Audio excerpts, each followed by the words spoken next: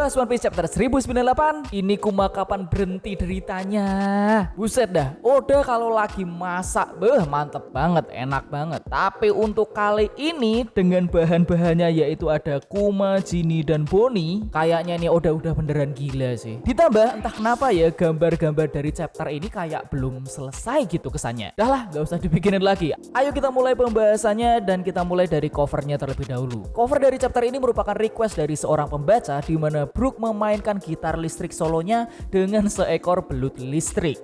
Dan aku gak fokus ke Brooknya dan aku fokus malah ke kakinya nih. Ini aku baru nyadar di kakinya Brook ada catatan langsung dari Oda. Tulisannya, naskah untuk chapter ini belum selesai. Maaf. Dari Oda. Buset dah. Suka-suka Anda Oda. Kita terima-terima aja deh. Mungkin aja lagi ada deadline yang lain, lagi sibuk atau mungkin kesehatannya sedang kurang bagus. Kita doakan saja semoga Oda Sensei sehat terus. Dah lah, kita masuk ke ceritanya aja. Cerita yang berjudul Kelahiran Bonnie ini dibuka dengan keadaan di Baltigo, markas pusat pasukan revolusioner. Di sini terjadi panggilan yang bener-bener rame banget nih. Mohon bala bantuan untuk datang. Pemberontakan di Tumi South Blue terlihat berkurang. Dijawab oleh Ivankov, tidak bisa, kami juga sedang sibuk mengurus orang-orang yang terluka di gua.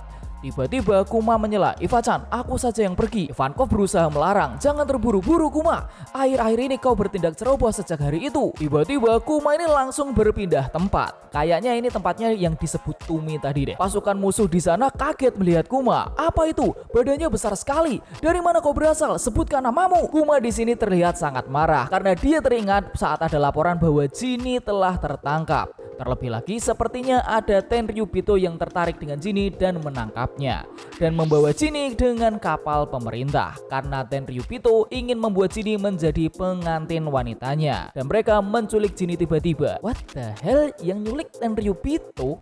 Apakah ada tokoh penting di sini? Ada di sini dimenangkan oleh pasukan pemberontakan di sana kali ya dengan pasukan revolusioner setelah 3 tahun berperang lamanya. Dan berita bahwa pemberontakan ini dibantu oleh pasukan revolusioner terdengar ke seluruh dunia bahkan sampai ke angkatan laut. Bahkan orang-orang berkata ini dia pasukan revolusioner, pahlawan semua orang. Terus Kuma menghubungi Dragon. Dragon, ini aku. Sepertinya aku kehabisan tenaga. Aku akan kembali dengan kapal saja. Terus timeline kita maju nih setelah 2 tahun. Sejak komandan dari pasukan revolusioner Jinny diculik dan dia menikah dengan Tenryubito. Entah nikah resmi atau enggak ngerti dah. Kita melihat sebuah kapal dengan suara tangisan bayi dan ada yang berkata kita hampir sampai Bonnie. Tiba-tiba kita ke Baltigo lagi nih. Di sini geger besar banget karena ada telepon dari Jinny yang sudah menghilang lama. Kuma, ada panggilan dari Jinny sekarang. Dan kita di sini melihat Dragon, Kuma, dan Ivankov yang menjawab panggilan ini. Jinny berkata, "Hei Kumaci, akhirnya aku bisa kembali. Para Tenryubito itu mengusirku semenjak aku terkena penyakit. Aku dibuang begitu saja.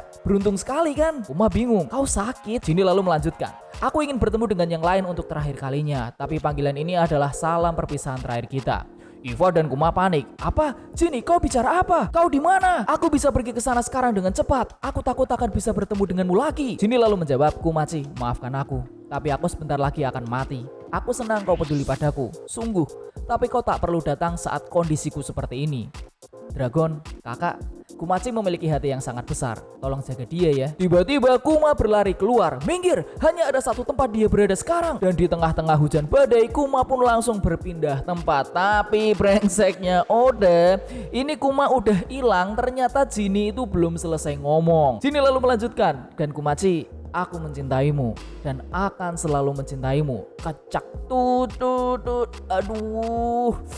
Ini Kuma denger gak sih? Dan ternyata kita langsung dibawa ke kerajaan Sorbet di gerejanya Kuma. Ini kenapa dengan gerejanya ya? Kenapa depannya berasap gitu? Kuma di sini langsung disambut oleh lansia yang ada di sini.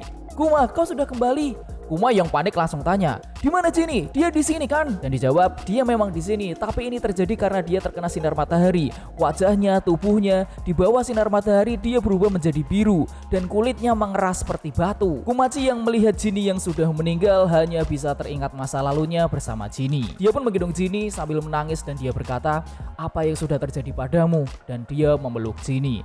Dan kata lansia yang ada di sini, di saat terakhirnya Jinny berusaha untuk sampai ke gereja ini, menyeberangi lautan sambil terkena sinar matahari karena dia ingin bayi ini selamat. Kuma pun menangis sambil melihat bayi kecil ini dan dia berkata, kau bisa beristirahat. Jinny, aku bersumpah aku akan membesarkannya dengan baik. Dan akhirnya Jinny pun dikuburkan dengan layak. Aduh, Tenryubito, kesel banget deh. Terus kita melihat gereja ini mulai ramai karena Kuma yang tidak tahu apa-apa tentang bayi, tiba-tiba dia harus merawat seorang bayi kecil dan dia diajari bagaimana cara lebih tepatnya memberikan susu oleh para lansia di sini kepada si bayi atau si Bonnie. Dan di sini ada perkataan lansia yang menurutku lucu banget ya. Jika kau ingin tidur di sampingnya, kau harus membuat pagar besi. Jangan sampai kau menindihnya saat kalian tidur dengan badan sebesar itu. Waduh. Ini aneh banget ya. Tapi kenapa buat aku ini lucu ya? Karena ini relate banget. Jujur aja anakku sekarang umurnya masih 8 bulan. Dan selama ini aku tidur di sampingnya itu takut gitu. Kalau aku tidur geser-geser terus tiba-tiba nubruk anakku gitu kan serem ya. Terus di sini kita melihat Bonnie yang minumnya itu banyak banget. Oh, kau benar-benar kuat minum banyak ya Bonnie-chan. Aku yakin kau akan sama rakusnya seperti Jinny. Tuh kan bener, sifat rakusnya itu karena Jinny keturunan dari ibunya. Dan di sini Kuma menangis bahagia. Anjir, sumpah ini relate banget cuy. Terus kita melihat saat-saat membahagiakan seperti Bonnie bisa mengucapkan kata ayah yang bikin Kuma nangis. Terus di sini Bonnie punya baju baru atau mungkin pertama kali berdiri ya, nggak tahu nih. Mereka yang sedang makan bersama. Bonnie yang dititipkan ke lansia ini karena pas Kuma lagi sedang ada misi mungkin ya. Ditambah dia juga kadang sering melatih sabu. Terus momen dimana mereka mandi bareng. Dan ini yang bener dan lucu deh. Ini bener-bener dibuatin kerangkeng besi untuk tidurnya si Bonnie di sampingnya Kuma biar aman pas tidur. Waduh set. Bagus. Udah bagus ini detailnya nih. Tapi semua kebahagiaan ini terhenti sampai suatu ketika Kuma yang kedatangan teman-temannya bingung dan panik. Kenapa Kuma tiba-tiba menutup semua jendela gereja dengan sangat rapat? Kuma hanya berkata, tutup pintunya. Coba kalian lihat. Bukankah ini batu biru? Bonnie yang mendengar ini bingung apa yang sedang dibicarakan oleh Kuma. Teman-temannya panik. Hei, bukankah itu batu yang sama dengan apa yang terjadi pada Jinny sebelum dia meninggal? Tunggu di sini, kami akan memanggil dokter.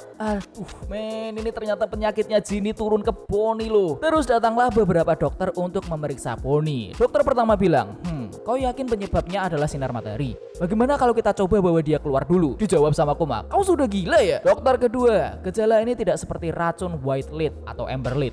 Maaf, tapi aku tidak familiar dengan kondisi seperti ini. White lead atau amber lead adalah penyakit yang diidap oleh Trafalgar Law saat masih kecil, yang bikin badannya putih-putih gitu. Dan karena kondisi Bonnie yang seperti ini, Kuma pun berniat mundur dari pasukan revolusioner. Ivankov dan yang lainnya pun kaget. Kau mau keluar dari pasukan revolusioner dan Bonnie terkena penyakit yang sama dengan ibunya? Aku juga tidak tahu apakah ini tindakan yang benar atau tidak. Tapi aku harus selalu berada di sisi Bonnie. Dragon pun lalu menjawab, aku mengerti. Memang sangatlah penting untuk hidup tanpa penyesalan. Kami akan mencoba menghubungi semua dokter di seluruh dunia untuk membantu. Kuma lalu menjawab, aku berhutang padamu Dragon. Kita lalu lompat lagi nih ke 7 tahun yang lalu saat Bonnie berumur 5 tahun. Dimana ada 3 bocil yang sedang dikejar oleh bayangan hitam. Yang mana serem banget nih. Wah, ayo lari, vampir itu akan memakan kita. Yang ternyata yang mereka sebut vampir ini adalah Bonnie sambil mengacukan jari tengahnya. Pergi kalian dasar bodoh. Anjir, ini kecil-kecil galak bener kayak ibunya ya. Tapi para bocil ini malah mengejek Bonnie. Weh, kau cuma bisa sampai di situ saja kan. Aku tantang kau keluar ke sini dasar vampir jelek. Maka nih, aku yakin kelemahanmu adalah salib suci ini kan. Lihatlah kilauannya. Tapi tiba-tiba Bonnie langsung menendang bocil ini. Kita ini lagi di gereja goblok. Dia bisa dapat rumor vampir ya. Oh, karena nggak bisa kena sinar matahari nih. Dan para bocil ini pun lalu kabur. Akulah bosnya.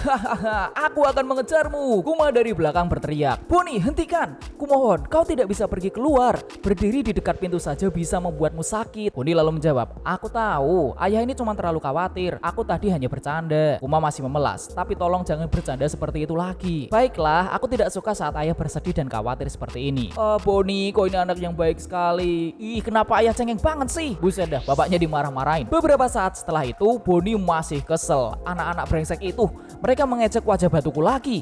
Emangnya ini aneh banget ya? Aku kan tidak minta sakit seperti ini juga. Kuma tiba-tiba ngomong, maksudmu permata yang di pipimu itu? Mereka cuma iri saja, karena kau mempunyai permata yang sangat indah. Bonnie lalu tersipu. Hei, benarkah? Kuma menjawab, tentu saja, aku sangat menyukainya. Kuma langsung bertanya, hei Bonnie, jika kau mau pergi, kemana kau ingin pergi? Maksudku setelah kau sehat nanti. Bonnie menjawab, Oh, aku tahu. Apa ayah pernah mendengar pulau langit legendaris? Kuma jadi penasaran. Hah? Ada pulau di atas langit? Ada loh, aku membacanya di buku ini. Karena letaknya yang dekat dengan matahari, mungkin saja kita bisa bertemu nikah di atas sana. Ayah pasti akan suka. Kuma langsung joget nih. Don don don don. Kedengarannya seperti petualangan yang hebat. Kita bisa ke sana untuk hadiah ulang tahunmu yang ke-20. Kalau begitu, ulang tahun ke-19 enaknya kemana? Boni menjawab, Pulau Manusia Ikan. Aduh, ini bahagia banget men, sumpah ini seneng banget. Tapi cuma sebentar, kesel banget saya sama Oda. Di sini kita melihat Kuma bersama dokter yang baru. Mereka lagi nongkrong di luar gereja. Dokter ini bilang, setelah memeriksa putrimu, aku berkesimpulan bahwa dia menderita sapphire scale atau sisik batu safir. Aku takut ini tidak bisa disembuhkan. Kuma menjawab sambil bisik-bisik. Jadi Anda tahu tentang penyakit ini? Dan maaf, bisakah Anda pelankan suara Anda biar anakku tidak mendengarnya? Dokter pun lalu melanjutkan, ini penyakit yang sangat langka terjadi bahkan saat-saat seperti ini. Batu itu akan tumbuh dengan cepat ketika terkena cahaya alami seperti sinar matahari atau bulan. Tapi meskipun kau berusaha mencegahnya agar tidak terkena sinar apapun, aku takut ini hanya masalah waktu sampai dia mencapai batasnya. Maafkan aku, tapi aku harus jujur. Kemungkinan putrimu hanya akan bertahan maksimal 5 tahun lagi. Bahkan untuk mencapai umur 10 tahun saja adalah sebuah keajaiban. Sepertinya tidak ada cara lain lagi, karena pemahaman medis kita sekarang masih belum mumpuni. Kuma semakin bersedih, semua akan berakhir saat ulang tahun ke-10-nya. Ini sangat tidak adil, dia sudah bertumbuh menjadi gadis yang sangat kuat. Benarkah tidak ada obatnya? Dan saat Kuma membuka pintu, bah, Boni mengagetkan Kuma sampai terjatuh.